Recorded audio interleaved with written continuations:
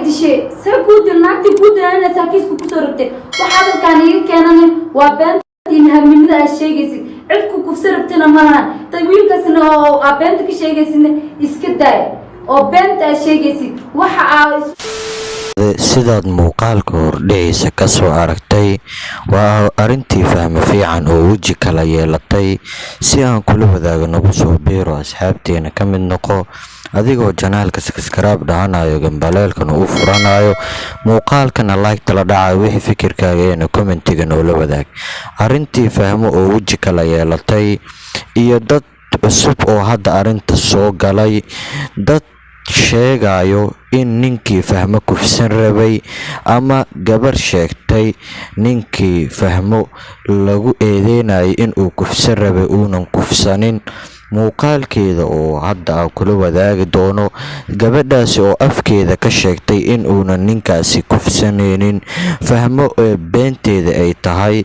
fahmo wiilkaasi kufsiga ay ku eedeysayna uusan waxba ka jirin arintan kaleetana iyo arimaha hadda la sheegayo in arintii fahmo oo idil iyo kufsiga iyo wejigeeda dhaawacyada ka muuqdo dadka badana boqolkiiba 80 ee dhaheen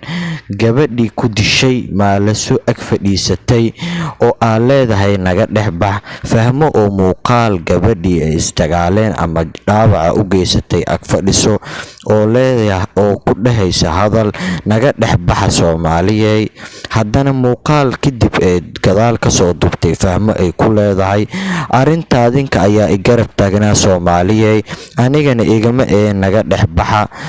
waxaas waa iska kaftan oo kaliya hadda dadka baraha bulshada ama ummadda Soomaaliyeed ay qaarkood arintii fahmo ay qaarkood inta ugu badan hadda barangi ee u fasirteen ama ay barangiba tahay oo arintani iyo kufsigan iyo dagaalkan iyo waxaan la sheegayo dad badan hadda sidee ka dhawaajiyeen arintii inay barangi ku soo biishubatay oo barangi social media loogu talagalay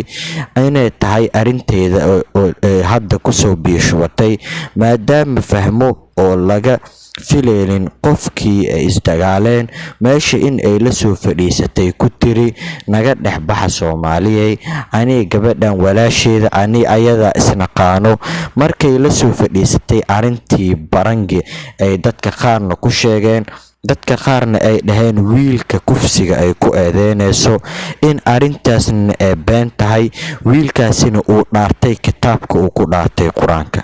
soo dhawow daawade muuqaal ayaan kula wadaagi doonaa الله بيرا يقولفته هو يقولفته بيننا يتوالى يقصد الوسا